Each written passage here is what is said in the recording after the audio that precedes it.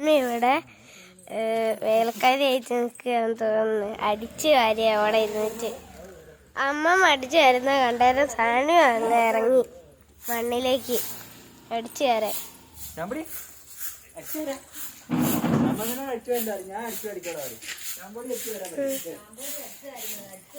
ഇങ്ങോട്ടോക്ക് ഒരായി പറ.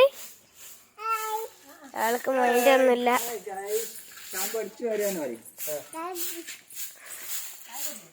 ഇത് ഇവിടുന്നാണ് ഗൈസ് അടിച്ചു വരുന്നത്. എന്നിട്ട് പരത്തി കളയും.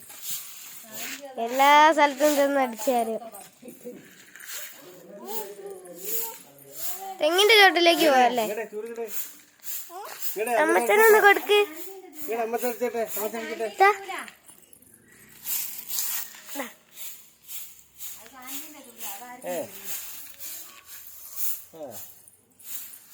ഷമ്മിന്റെ ചൂല പുല്ല് പറക്കി.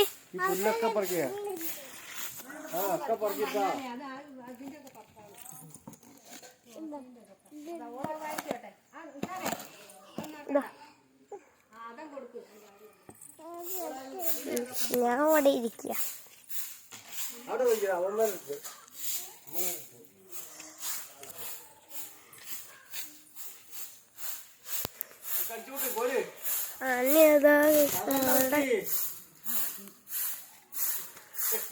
ചരളൊക്കെയാണ് ഗൈസ് അടിച്ചു വരുന്നത്.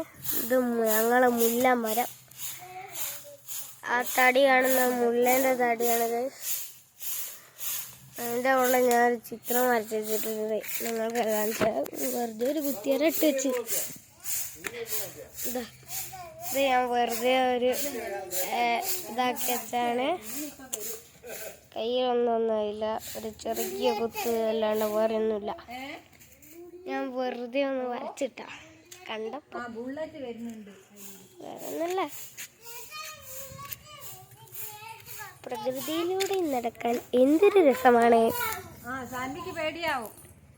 സാനിക്ക് ബുള്ളറ്റ് പേടിയാ.